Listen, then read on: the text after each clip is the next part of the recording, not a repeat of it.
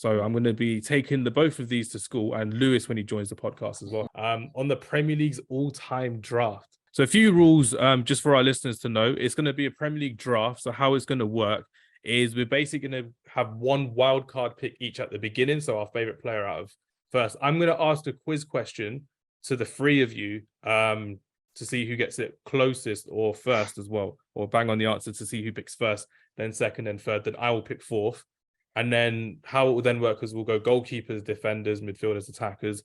For people who haven't heard of our way of drafts before, if someone's picked a player, they can't pick them anymore as well. You have to be going on Premier League form only or English domestic form only. You can't be going for someone like, for example, Samuel Eto'o, who was really good, a legend at Barcelona and Real Madrid, Inter Milan respectively, but not so great for Everton and Chelsea respectively, in my opinion as well. And of course, we are going to go for recognized formations. So one of the two of you suggested a 1-8-1 formation. So I'm like, if you want to go 1-8-1, we're not doing it here because it will be unfair for you to pick 8 midfielders, unless you're Pep Guardiola, who sometimes wants to pick every midfielder in the club, which is good fun as well. So Travis, talk to us about your wildcard pick and why you've gone for them as your first choice. I think I'll choose Gareth Bale. I think he's going to be my wildcard pick. That's who I want, I think. Okay, so why are you going to go for Gareth Bale over the other Tottenham legends that have been in the Premier League in its history as well? So why is Gareth Bale the one for you? He's the one out of everyone that I would have been most disappointed if I didn't get, I think. Okay. There's a few players in here that I definitely want in certain positions, but for me, Gareth Bale was the number one just when I was looking through that list. He was the guy that I most wanted in this team. He's just one of my favourite players of all time. There's a little bit of bias in there, obviously, when being a Tottenham fan.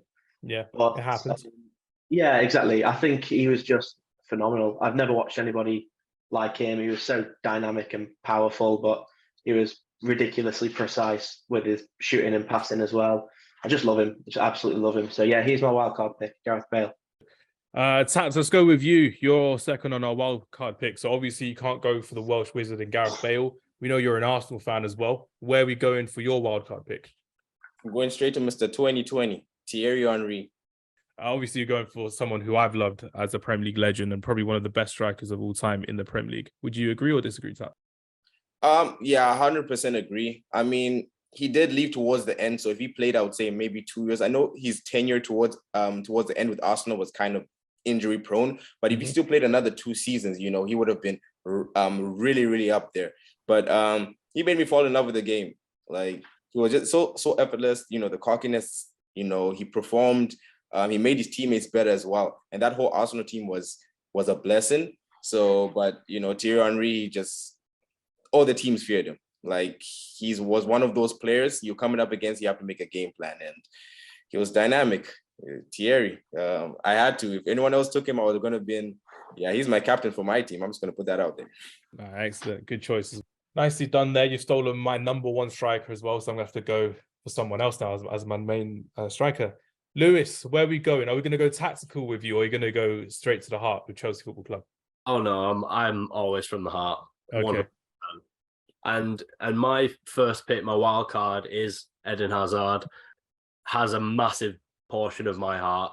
In my opinion, he is the most talented player that's ever played for Chelsea Football Club in terms of raw ability, and which is scary because everybody says he was the worst trainer by far. They used to say he used to train with his laces undone.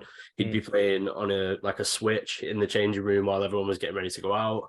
Like, if he really wanted to be the best player in the world, I really think he could have been. But it's a different story for him. But his Premier League legacy, he is an all-time Premier League great, and he is in the conversation with Chelsea's best ever player with Frank Lampard, in my opinion, 100%. And I've just got so many fond memories. He's won Chelsea so many games with teams that just haven't been good enough, and he's dragged us to not only winning matches but winning cups. But yeah, Hazard for me, a massive bias pick, but one I'm very willing to fall on my sword with. Excellent choice there as well. Manchester United and Cristiano Ronaldo, who's before he left Man United broke the 100 goal mark in the Premier League as well. So he got 103 goals in the Premier League for Manchester United. I still think he's probably the greatest player to grace the Premier League, because he will go down as one of the greatest players ever to have played in the Premier League and to have played football. When he was at Manchester United, being a Ballon d'Or winner with the 42 goals he got in the season as well, the 18 assists, he won 3 Premier Leagues in a row for Manchester United, and he was Sir Alex Ferguson's main man at the club in the height of Sir Alex Ferguson's latter part of his dynasty as well. I'm surprised no one's gone for Ronaldo as their wild card, just to take him away from me. But I'm glad that you didn't, and I'm really appreciative that you didn't as well.